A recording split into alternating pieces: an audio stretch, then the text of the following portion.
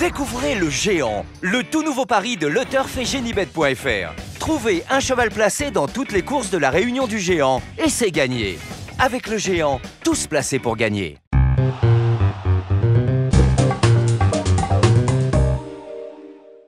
Bonjour à tous, heureux de vous retrouver sur le plateau de Paris Turf TV pour votre quotidienne reçue 5 sur 5, l'émission du Quintet Plus et du Top 5. Pour m'accompagner aujourd'hui, j'ai le plaisir de recevoir Alexandre de Kopman. Bonjour Alexandre. Bonjour Philippe, bonjour à tous. Alexandre, direction Vincennes ce dimanche, le prix de Bourgogne, 4 à 10 ans sur 2100 mètres, grande piste, départ Autostar, des cracks en piste. Tout à fait, on a vraiment un super lot, même s'il manque des Bold Eagle ou des Lionel qui ont fait leur preuve là récemment, mais on peut se targuer d'avoir quand même un très très bon lot. Bon, on va voir votre sélection tout de suite Alexandre.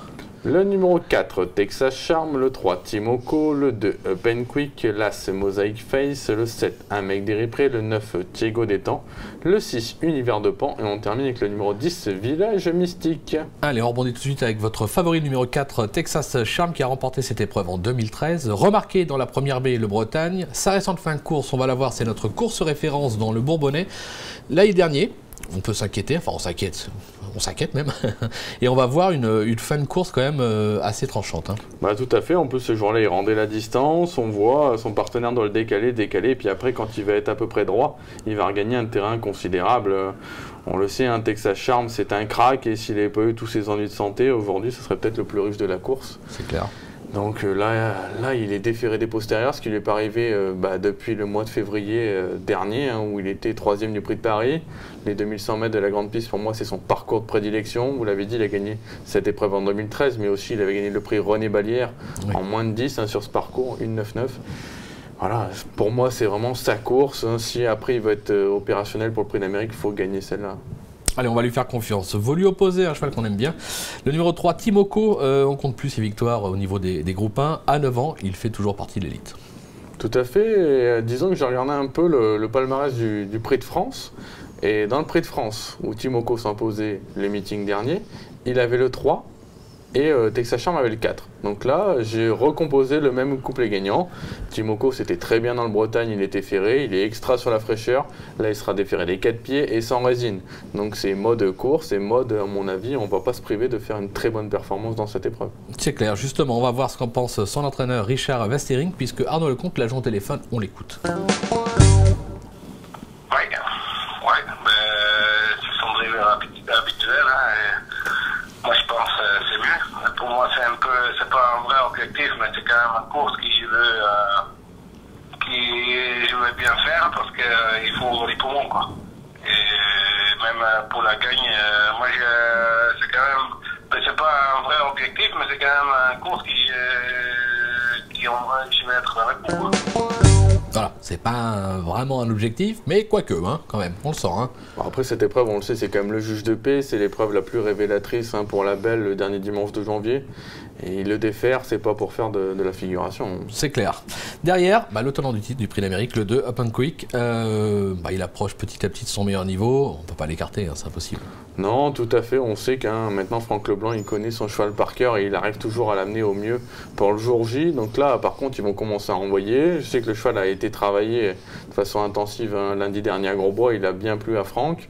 Là, du coup, voilà, c'est l'objectif, en tout cas, de montrer quelque chose. Parce que dans les récentes préparatoires, on n'a pas vu non plus grand-chose de Pen Quick. Voilà, on sait, c'est un vieux briscard, on va dire. Il sait ce qu'il a à faire. Et là, il sait que là, il va falloir commencer à montrer quelque chose. Ferré, dans cette épreuve, vous l'avez dit, il était 2e l'hiver dernier, Didi Tech Diego Détang. Il a tiré un bon numéro. On attend logiquement de le voir, en tout cas parmi les 3-4 premiers de cette épreuve. Ouais, c'est clair. Logiquement, c'est annoncé. Derrière, un petit coup de poker. Là, c'est Mosaic Face, qui n'a encore jamais vraiment réussi à Vincennes. Maintenant, en valeur intrinsèque, on sait qu'il vaut un tel lot, quoi. Ouais, c'est pas n'importe qui, c'est le 2e de l'Elite Lop, il était battu d'année. Alors certes, Vincennes, il a 0 sur 5. Maintenant, 2007 pour lui, c'est vraiment le bout du monde. Il a couru qu'une fois sur les 2100 mètres à Vincennes, c'était dans le Prix de Bourgogne l'an passé. Il était ferré et pour moi, c'était la note. Là, il a tiré le 1 à l'auto, c'est son parcours, à mon avis, de prédilection. Notre fille Colgini a annoncé la couleur, on le sait, il fait jamais le déplacement pour rien, il va aller devant, il va rouler, et après il est capable de faire pourquoi pas un petit numéro. Donc s'il faut le tenter, à mon avis, dans une course à Vincennes, Vincennes, c'est dans ce prix de Bourgogne et il peut aller très loin. Allez, on va vous faire confiance, on va lui faire confiance. Et pour finir, le numéro 7, Amec Deripré. Sa récente victoire a prouvé qu'il avait recouvré l'essentiel de son potentiel. C'est son meilleur parcours, là aussi il faut s'en méfier. Il a couru 4 fois sur le parcours qui nous intéresse, il n'a tout simplement jamais été battu. Il vient de gagner le Bourbonnais, alors certes, je pense que c'est la course, c'est Franck Nivard qui gagnait la course. Ouais, c'est clair. Il avait endormi un peu le peloton, il avait redémarré dans la ligne droite, il gagnait d'année. Maintenant, le cheval va monter en puissance. Et c'est pareil, les 2100 mètres, Fabrice Soulois, il l'a dit, il prépare les 2100 mètres avec lui, donc ce prix de Bourgogne, le prix de France, et après, pourquoi pas la campagne européenne. Même sans être déféré, je pense qu'il a sa chance pour les places. Parce que voilà, il est sur la montante et puis derrière, ça reste très ouvert. C'est clair, c'est clair. Non, non, mais on va s'en méfier de ce numéro 7, Amec Deripré. Un petit bonus pour finir, puisque Arnaud Lecomte a rencontré Christian Bijon, qui présente le numéro 9, Thiego d'Étain, que vous avez placé en 6 dans votre sélection. On l'écoute.